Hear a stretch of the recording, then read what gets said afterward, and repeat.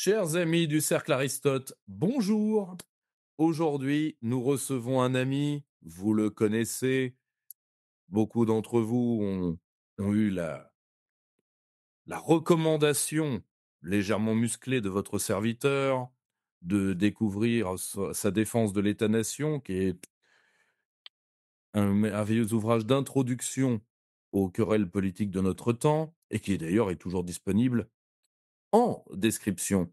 Et là, il nous revient avec un ouvrage non moins important qui va ravir, angoisser, peut-être même délivrer certaines personnes de la technophilie, de la techno-euphorie ambiante. Devenir des machines, 400 ans de combat entre l'homme et la machine, aux courageuses éditions Max Milo. Dans la semaine de cet entretien, vous aurez un autre très bon ouvrage de ce courageux éditeur, vu que je recevrai notre ami Régis Le Sommier. Donc, Ah oui, d'accord. le,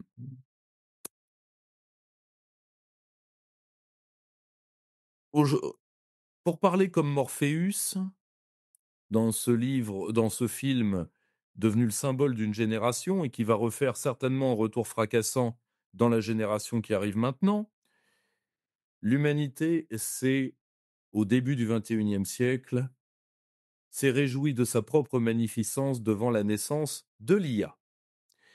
C'est du moins le discours qui est servi aujourd'hui à peu près à tout le monde, c'est-à-dire ce serait quelque chose de nouveau, de révolutionnaire et de bénéfique. Tout le monde s'extasiant devant. Je me rappelle d'un Luc Ferry énamouré, sautant de joie devant la mort de sa propre profession, vu que j'ignorais qu'il était traducteur professionnel d'allemand, mais lui-même de dire: «Bon, enfin, c'est un métier», je cite, «mort». Grâce, dit-il, c'était grâce à DeepL. Donc l'intelligence économique a tué l'intelligence artificielle, pardon, a tué les traducteurs et un traducteur en chef s'en réjouit. Et on annonce déjà les charrettes des prochains morts, évidemment les avocats, les professeurs, heu, l'intellect, l'intellectuel, tout ça ravalé au niveau de Lumpenintelligentsia par la machine. Et je dois dire que devant une telle euphorie, vu que tout le monde s'en réjouit, je me voyais il n'y a pas longtemps d'ailleurs un programme, de gens qui sont accélérationnistes et qui disaient, heu: «L'homme ne comprend pas la beauté et presque la magnificence qu'il y a à être l'esclave de la machine et à devenir», je cite, «une ligne de code». Heu, Tout le monde s'extasie, des plus radicaux devant les nouveaux grands philosophes de notre temps, les Peter Thiel, les Elon Musk, tous ces qui sont les Descartes, qui les Heidegger, qui les Pascal de notre temps. Je dois dire que cet ouvrage va peut-être en doucher plus d'un et si vous êtes d'accord, mon cher Denis, on va parce que c'est un ouvrage vraiment touffu, qui est là où il y a vraiment de la philosophie. Vous êtes dans les pas de Gunther Anders, personnage qu'on va croiser à différentes reprises dans cet entretien. Mais je pense qu'on va commencer par ces 3 idées. Est-ce que c'est nouveau? Est-ce que c'est révolutionnaire?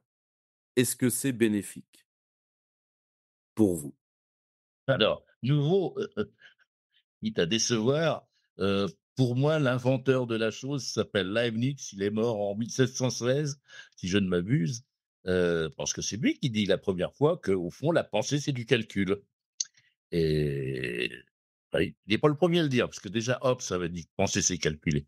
Mais Leibniz, lui, s'intéresse aux mathématiques et s'aperçoit que, heu, les mathématiques sont un langage doté de symboles extrêmement précis, donc dépourvu de toute ambiguïté et de règles de manipulation. Et il dit, bah, voilà, si on pouvait trouver pour les questions de la vie ordinaire, hein, pour la morale et le droit, dit-il, un langage du même type que le langage mathématique, eh bien, on pourrait remplacer toutes les querelles par un seul mot, calculons.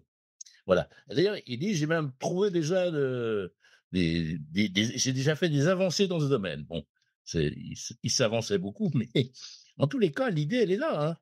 Et cette idée qu'on puisse remplacer, l'intelligence humaine par du calcul, parce que, un ordinateur, ça ne sait faire qu'une chose, c'est calculer, hein. C'est-à-dire, le reste, c'est quand on est rentré à l'intérieur de la machine, on sait très bien que cette machine ne sait faire qu'une chose, c'est charger les registres, décharger les registres, faire les opérations arithmétiques et logiques, et puis c'est tout. Il se trouve que dans une vie antérieure, j'ai fait pas mal d'informatique et que j'avais même travaillé sur l'intelligence artificielle, voici maintenant une quarantaine d'années à peu près, hein. Ce qui manquait à l'époque par rapport à aujourd'hui, c'est l'immense masse de données que donne internet, donc les data centers, et puis la puissance de calcul des ordinateurs. Mais pour le reste, heu, les agents conversationnels et autres, systèmes de reconnaissance, on savait faire tout ça théoriquement il y a déjà 40 ans. Donc depuis, on a fait des progrès dans la quincaillerie, hein. On n'a pas fait de progrès théoriques intéressants. Voilà. Alors pour l'ancienneté, hein, la nouveauté, c'est nouveau que pour les gens qui découvrent le monde ce matin. Donc pour ceux qui sont un peu plus vieux comme moi, c'est pareil, c'est un défaut d'être très vieux, mais c'est pas nouveau du tout. Voilà. Alors deuxièmement, est-ce que c'est révolutionnaire? Alors, c'est révolutionnaire au même titre que toutes les machines ont été révolutionnaires. Le jour où on invente la machine à vapeur, alors, en elle-même, elle n'est pas révolutionnaire, la machine à vapeur. Elle est, on en connaît les principes, et puis ça marche pas très bien au début. Puis quand, Watt trouve le système qui permet de réguler la machine à vapeur, on va pouvoir se servir de la machine à vapeur pour faire une vraie révolution qui est, d'animer tous les outils d'une entreprise avec un moteur central. À partir de là, on va pouvoir révolutionner, pour de bon là cette fois, la division du travail. C'est-à-dire que les ouvriers qui avaient des métiers, heu, on dit qu'un bon ouvrier, il avait de l'or dans les mains, voilà, hein. Ils avaient des métiers, et bien, ils vont être dépossédés de ce métier et ils vont devenir les serviteurs de la machine. Avant, ils se servaient d'outils, maintenant ils vont servir la machine. C'est ça la vraie révolution. Et s'il y a une révolution qui se prépare avec l'intelligence artificielle, ça va être justement de transférer l'intelligence humaine encodée dans une énorme machinerie, hein, qui est en train de se mettre en place. Et la révolution, elle va toucher des humains, hein. Alors, est-ce que ça veut dire que les machines seront intelligentes? Je ne crois pas que les machines deviennent intelligentes, en tout cas pas au sens où, nous avions l'habitude d'entendre ce mot. C'est intelligent dans un autre sens, hein, mais dans le sens habituel, l'intelligence, les capacités de faire des liens, de comprendre, c'est-à-dire de prendre avec soi, la machine ne l'a pas, puisque la machine n'a pas de soi. Donc la machine n'est pas, spécialement intelligente, mais l'extension de l'intelligence artificielle va nous rendre aussi bêtes que les machines. C'est ça le but recherché. L'immense majorité des humains vont être déchargés de toute une série de tâches qu'ils faisaient, de tâches intellectuelles, et ensuite, eh bien, ils deviendront pas plus malins que leurs machines. D'ailleurs, l'affaire est commencée bien avant l'intelligence artificielle. J'ai écrit un livre il y a une bonne dizaine d'années, 12 ans je crois, qui s'appelait À dire vrai, et qui mettait en évidence le fait que on tendait dans tous les domaines de la vie humaine à remplacer la vie, tout simplement, par des procédures. Voilà. On ne vous dit plus ce que sont les choses, on vous dit comment les faire. Et ce remplacement du qu'est-ce que par le comment, cette procéduralisation de toutes les questions, heu, elle envahit la vie depuis un moment. Vous téléphonez sur une ligne de secours, hotline on dit. Vous avez en face de vous quelqu'un, si c'est pas une machine, maintenant c'est de plus en plus une machine, mais si vous avez quelqu'un, c'est quelqu'un qui suit une procédure, c'est-à-dire qui vous pose des questions, ils ont une liste, et puis vous marchez, vous passez de la première, deuxième, troisième étape. Si d'aventure vous avez envie d'aller plus vite, ça ne marchera plus, hein. Donc c'est-à-dire qu'on commence à être habitué à travailler comme des machines, à penser comme des machines, et cetera. Et je crois que c'est là qu'il y a le véritable caractère révolutionnaire, mais je ne crois pas que ce soit un progrès de l'humanité. C'est même une contre-révolution de l'humanité, on pourrait dire, si on veut garder ce vocabulaire de la révolution. Est-ce que ça serait bénéfique? Eh bien, je crois que non. Alors, je vais être plus nuancé que ça. Il y a des domaines dans lesquels ça peut être bénéfique. J'entends, par exemple, hem, tout ce qu'on peut faire en matière d'imagerie médicale. Heu, Là, on a des réels progrès possibles, et il semble que, à condition qu'il y ait quand même un humain pour surveiller, les machines, soit relativement compétente, si j'ose dire, pour, détecter, par exemple, des cancers. Voilà. Mais dans l'essentiel, ça ne sert à rien. C'est pas bénéfique du tout, puisque au contraire, ça va, dégrader les êtres humains.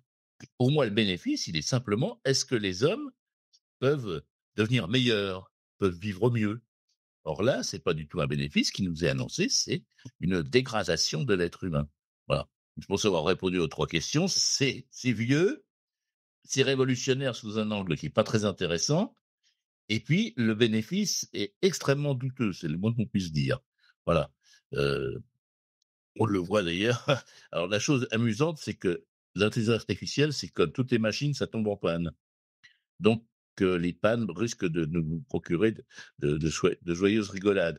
Vous savez que monsieur Musk a testé sa nouvelle intelligence artificielle qui s'appelle Grok, rien à voir avec le clown du même nom, paraît-il, et elle a commencé par tomber en panne en donnant une mauvaise réponse à la question: «Quand va être lancé tel le truc de Musk?» C'est pas bien du tout. Je pense que le malheureux qui a programmé cette IA va avoir, quelques ennuis. Et voilà. Mais cette intelligence artificielle, je pense, c'est même peut-être une catastrophe, hein, qui se profile à l'horizon. Voilà. Alors, je sais bien qu'il paraît qu'on n'arrête pas le progrès, mais Oui, mais justement, vous avez employé un exemple qui est extrêmement intéressant, c'est la science du diagnostic. oui, Une image médicale, pour bien connaître, la profession et pour l'avoir vue des 2 côtés en tant que patient et étant entouré de praticiens, n'importe quel praticien chevronné vous dira: «Une image médicale en elle-même ne dit rien, absolument. ne dit rien».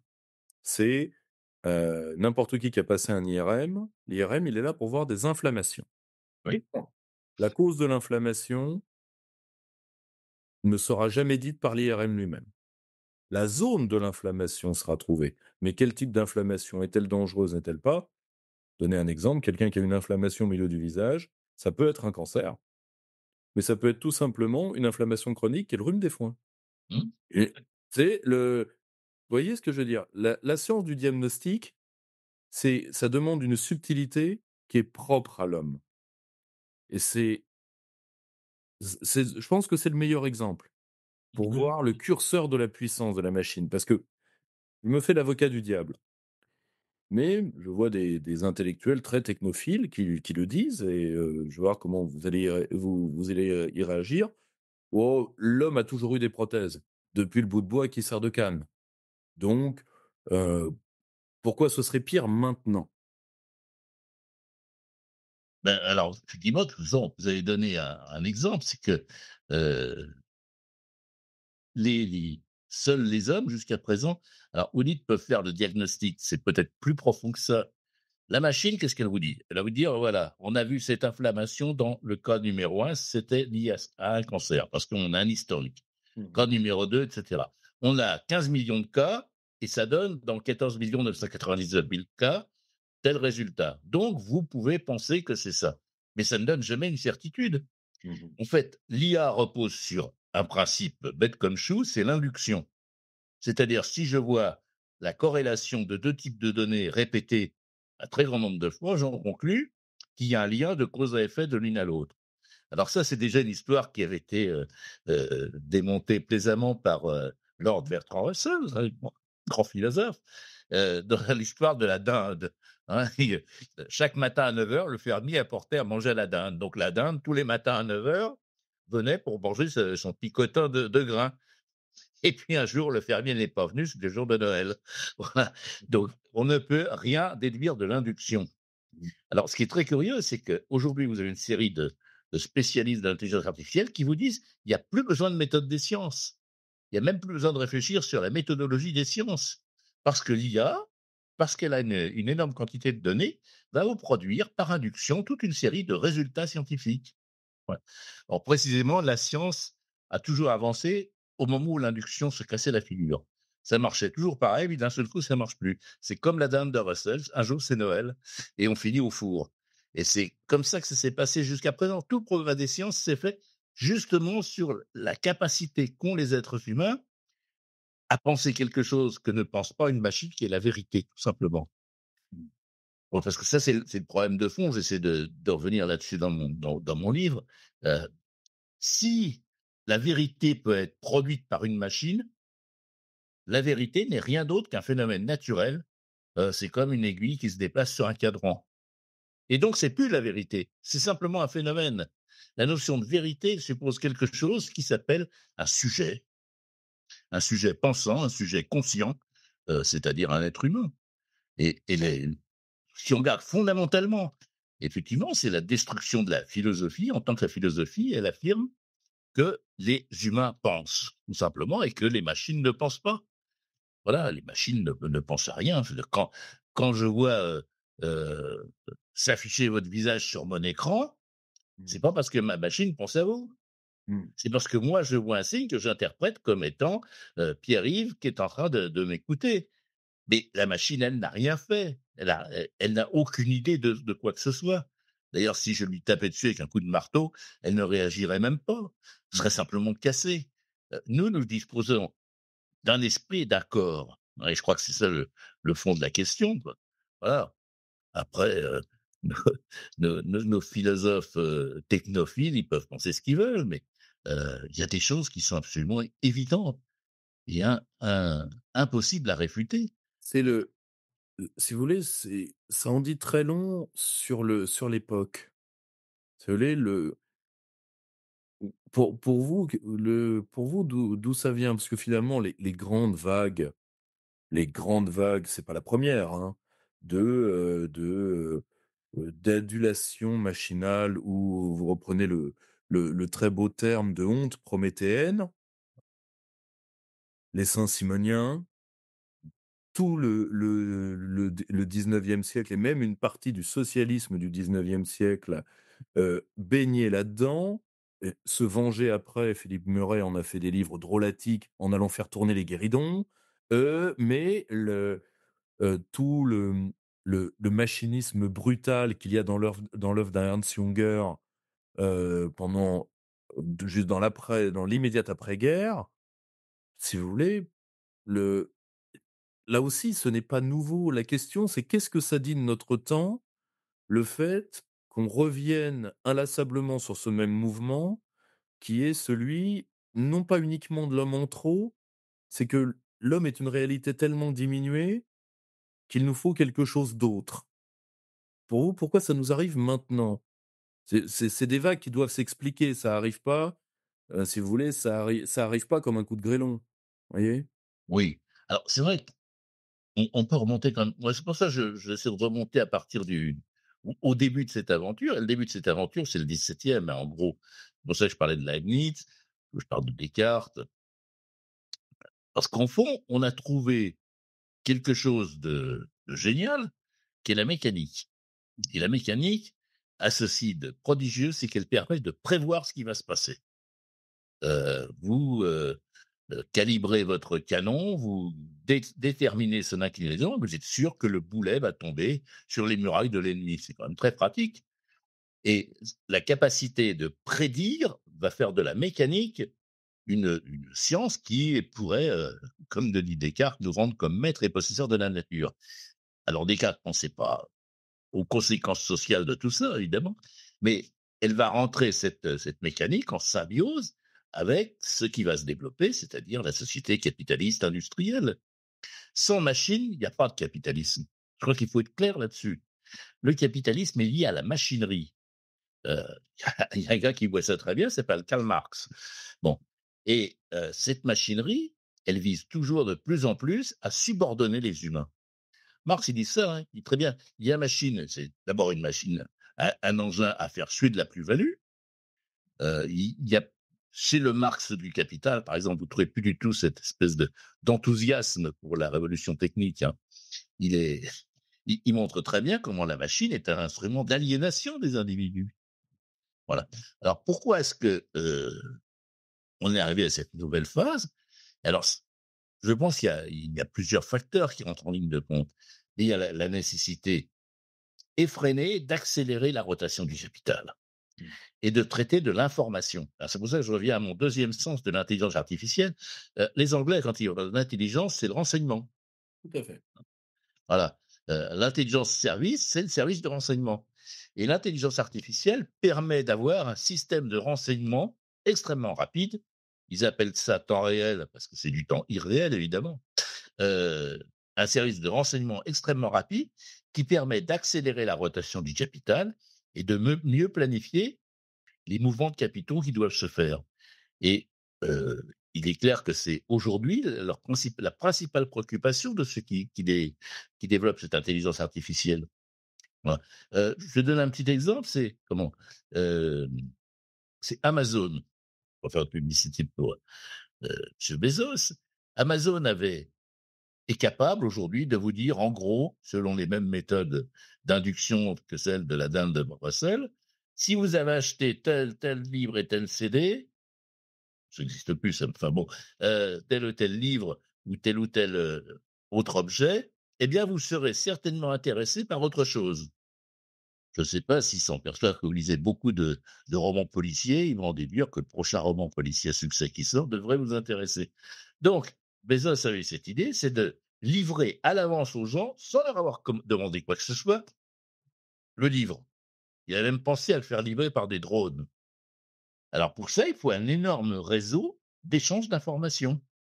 Il faut pouvoir qu'une machine repère que vous aimez les romans policiers, que le dernier sorti, c'est un tel et que celui-là devrait vous plaire parce que vous aviez mis 3 étoiles au précédent et donc commander immédiatement à la machinerie de venir vous livrer ce roman policier chez vous.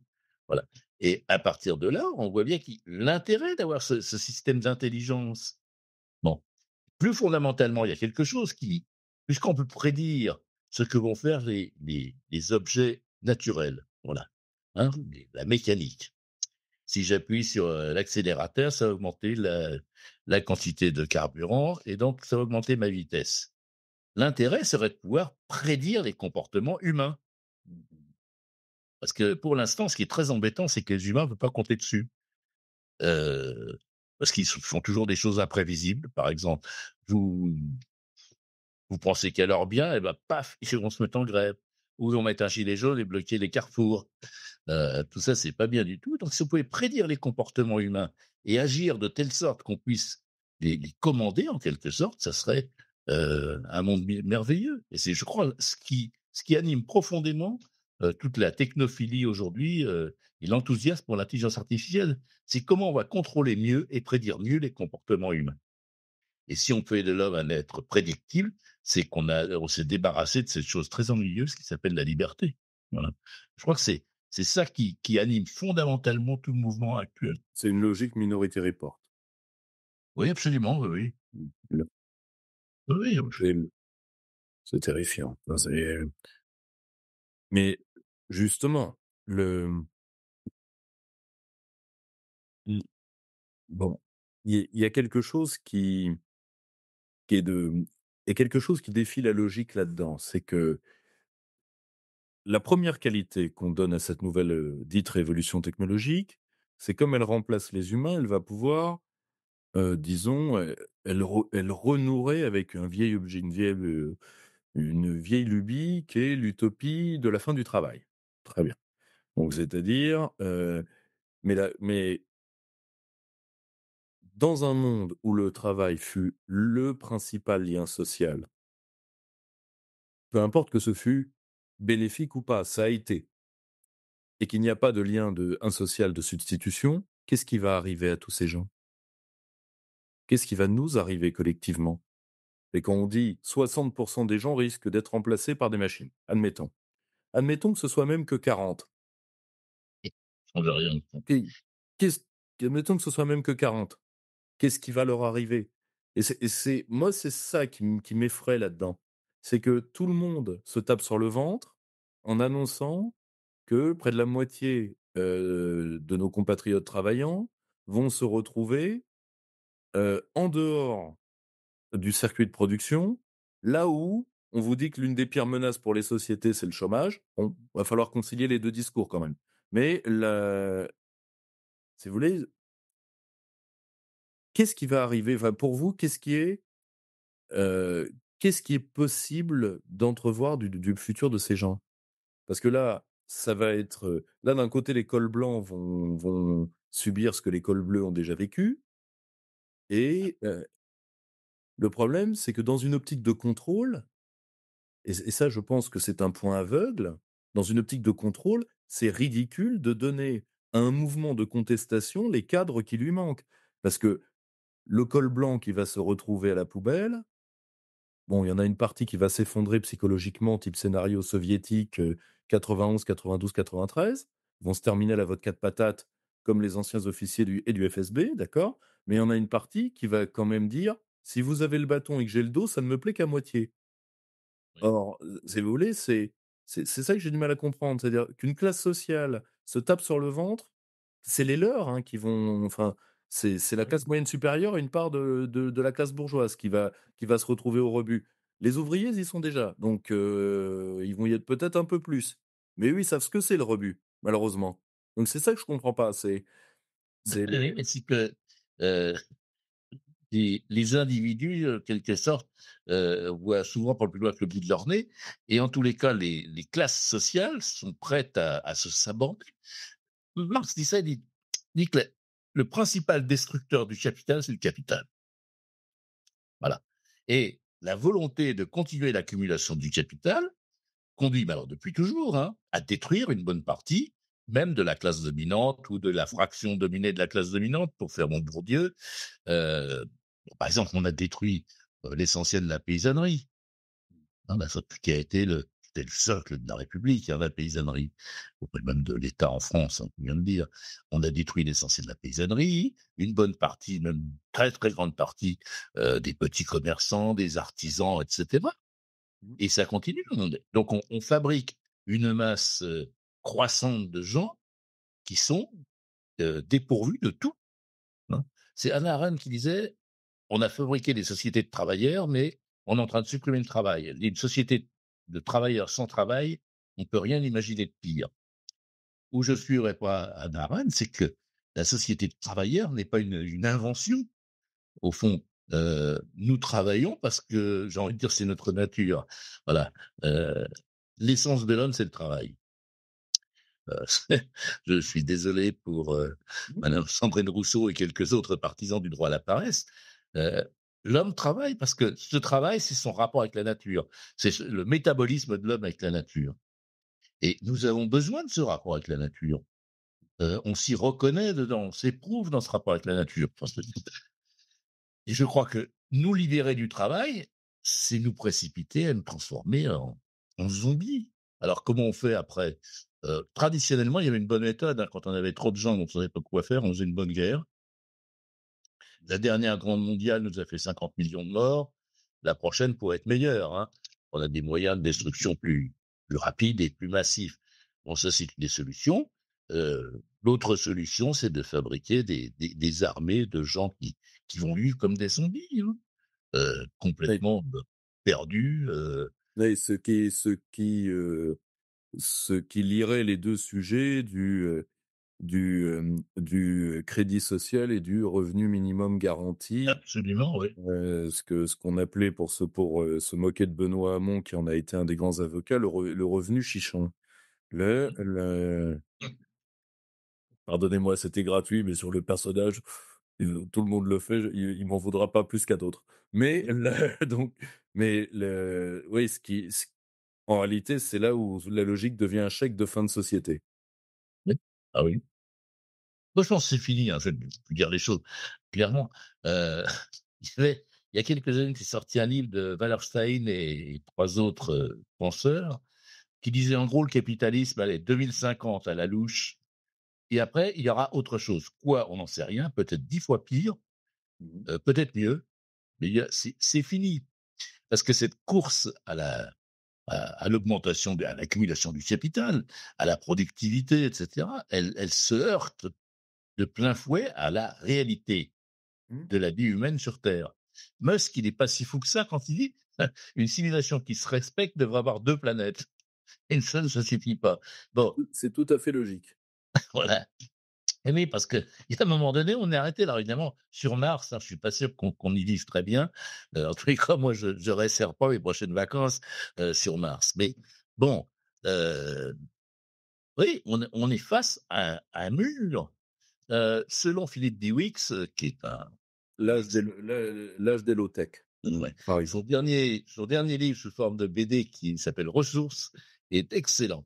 C'est très pédagogique, on comprend beaucoup de choses. Ah, il dit dedans, il dit: «Voilà, si on continue comme ça, dans 30 ans, on aura extrait, dans les 30 prochaines années, plus de minerais, de ressources utiles à la vie que l'humanité n'en a fait depuis le début». Donc il y a un moment donné, on va être obligé de s'arrêter. On est obligé de s'arrêter. Donc il faut repenser complètement différemment le monde dans lequel on va vivre. Moi, je pense que le monde qu'on nous prépare aujourd'hui est invivable, heu et donc il faut le repenser autrement. Alors ça ne veut pas dire qu'il faut, dire: «Non au progrès, à bas le progrès», non. Moi, il y a des domaines dans lesquels on a quand même encore du progrès à faire, mais ça veut dire que la dynamique dans laquelle on est prise, qui est que les le relatif bien-être des plus pauvres n'est que le sous-produit de l'accumulation illimitée du capital, celle-là, elle est impossible à tenir. On le sait d'ailleurs et tout le monde le sait. Alors on nous a un peu cassé les oreilles sur le réchauffement climatique.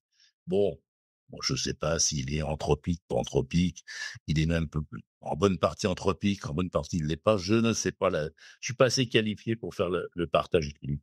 Mais c'est peut-être que l'arbre qui cache la forêt, hein, le réchauffement climatique. On a, En si on tout cas, il y continue a une chose dont on est sûr, c'est que la guerre des ressources, elle existe. mais bien sûr, qu'est-ce qui se passe en ce moment sur l'Ukraine? C'est la guerre des terres rares. Qu'est-ce qui se passe au Au Congo? Congo. C'est la guerre des terres rares. Et pourquoi est-ce que l'Union européenne est prête à détruire l'agriculture européenne dans le traité de Mercosur? Parce que l'échange, c'est de trouver des terres rares au Chili, et cetera. Donc on est en plein dedans. Alors pour l'instant, c'est qu'une guerre commerciale, ça peut devenir à tout moment autre chose, hein. Ce serait pas la première fois, ça s'est déjà vu, oui. Bah ouais. Voilà et il y a d'autres acteurs, il y a beaucoup le moment où le monde était dirigé par 2 superpuissances qui pouvaient d'un coup de téléphone, se dire: «Bon, bah, là, on va peut-être essayer de pas aller trop loin», ça c'est fini, hein. Mmh. Il y a d'autres puissances qui n'ont aucune envie, à juste titre, de servir de faire valoir aux 2 autres. Je pense notamment, bah, la première puissance économique, tout le monde le sait, s'appelle la Chine, hein. Oui, bien sûr.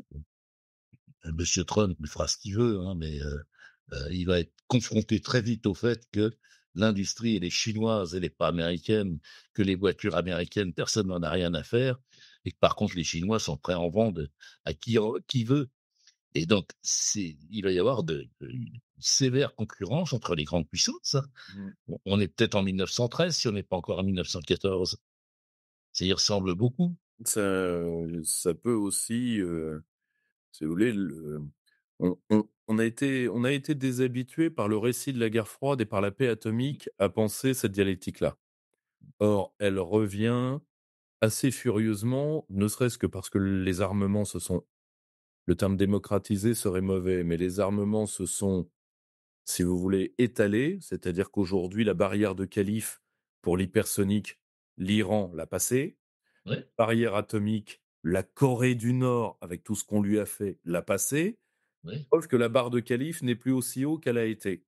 bah, oui. Donc, ce qui va conduire à devoir prendre en compte que les autres existent. Avant, c'était plus facile, la barre de Calife était haute, donc le Mmh. club était restreint. Mais, je terminerai là-dessus. Si on voit les alternatives, moi je suis les débats internes à l'école, à une part de l'école accélérationniste, parce que vous en avez, dans les grandes lignes, hein, 2 grands types. Vous avez les accélérationnistes progressistes, bon, qui font penser à une certaine extrême gauche de dans le temps, qui me font penser à du Tony Negri. C'est-à-dire il faut que le capital aille jusqu'au bout et de désespoir, les populations finiront par se jeter dans nos bras. Donc on peut pas dire que cette logique-là, assez spontanéiste et une grande histoire de réussite derrière elle, mais c'est un raisonnement increvable. Or, et vous avez ceux qu'on appelle les lumières sombres qui, bon, sont dans la recréation d'un féodalisme technologique avec, des sortes de villes libres et cetera. C'est le cas de Peter Thiel, c'est le cas de ces mecs-là, ce qui fait penser assez furieusement à la situation de la pensée, à l'Italie d'avant Machiavel. Vous voyez? De l'immédiate avant Machiavel.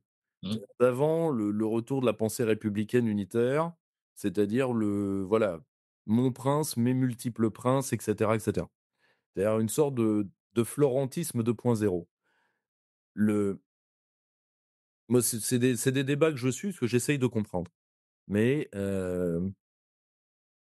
si on voit ce qu'il y a en face, l'alternative est-elle structurée? Vous avez l'école décroissante, bon, avec c'est elle-même que toute sa scolastique, parce qu'il y a une, il y a une scolastique écologique qui est parfois un peu difficile à suivre. Heu, mais sinon, quoi opposer à des gens qui ont 2 avantages, la nouveauté et le côté face à une modernité très, médiocre.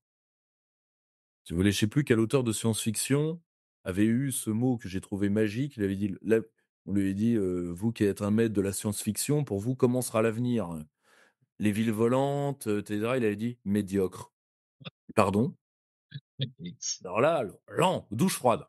Et quoi médiocre? Il dit: «Mais si». Il avait dit: «Médiocre ou au médiocre au mieux, minable au pire». Et là, tout le monde s'arrête. Pourquoi?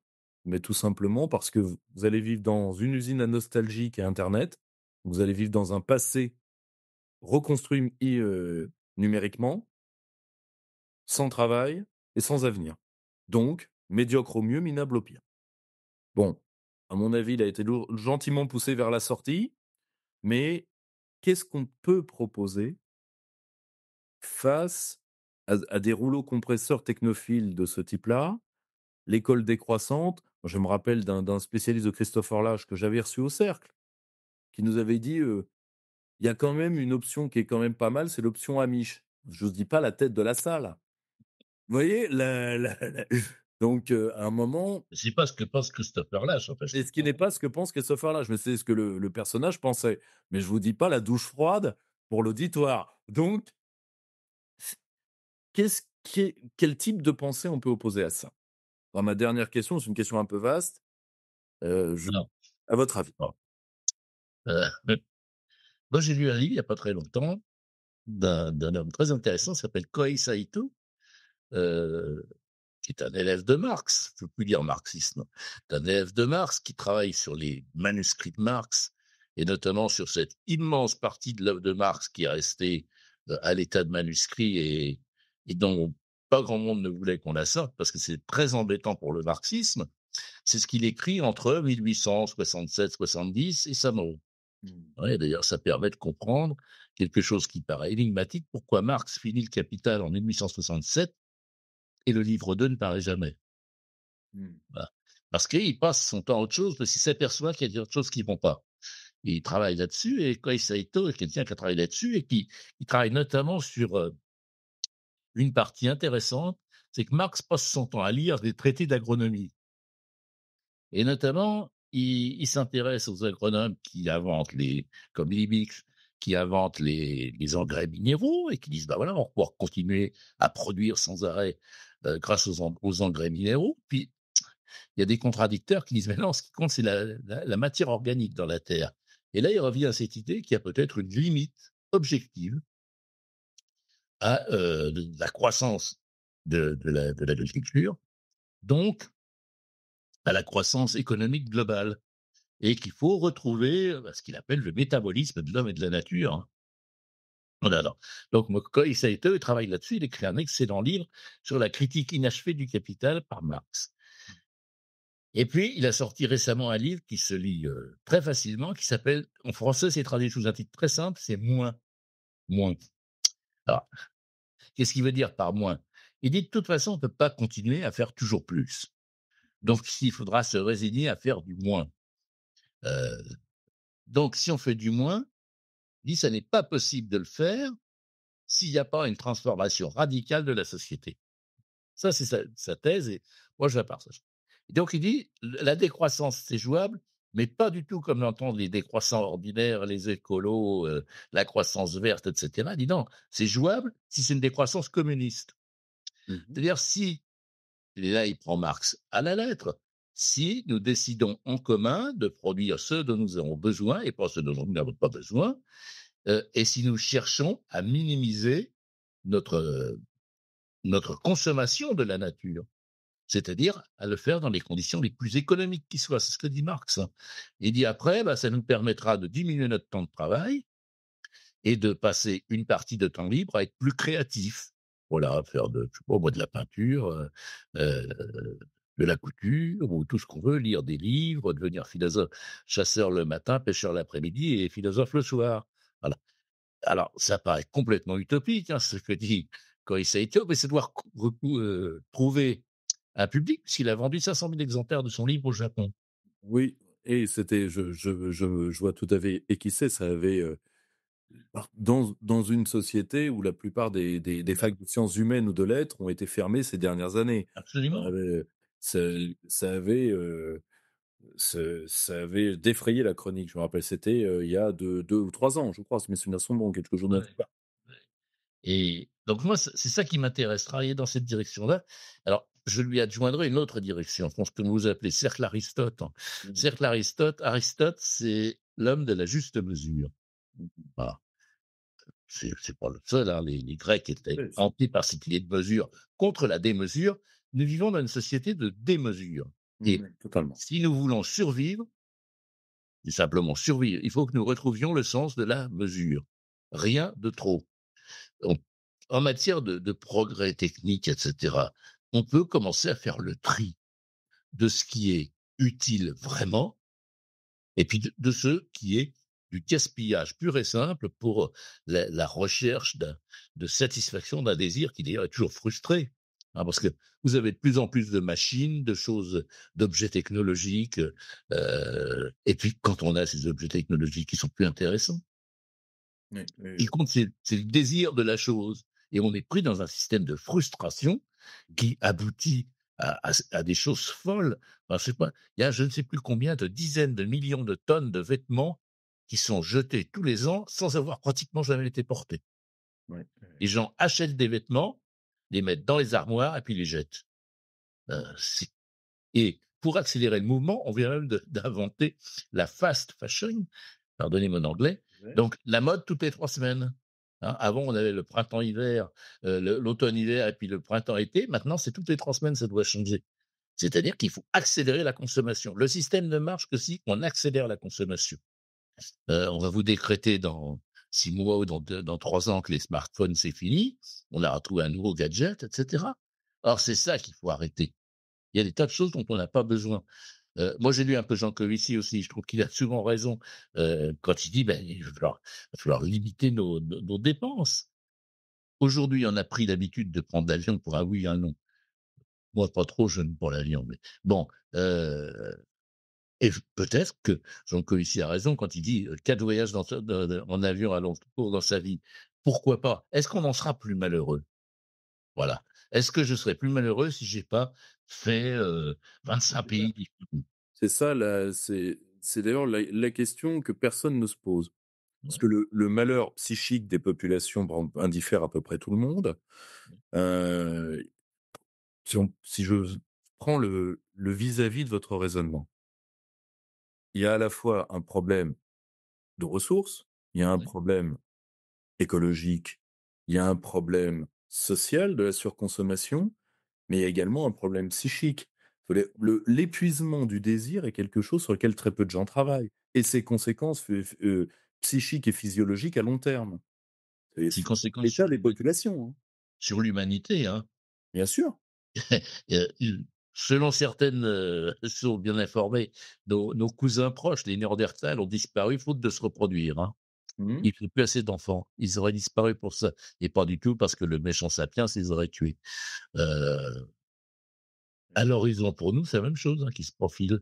Oui, c'est le Le fameux hiver démographique dont oui, on bien parle sûr, beaucoup. c'est le il y a une, après bon, certains ont déjà pris la tangente en disant: «C'est pas grave, le on vu que nous n'aurons plus la responsabilité ni de laisser un monde à nos enfants, ni de laisser des enfants au monde, nous laisserons le monde aux machines». Ça boucle notre raisonnement.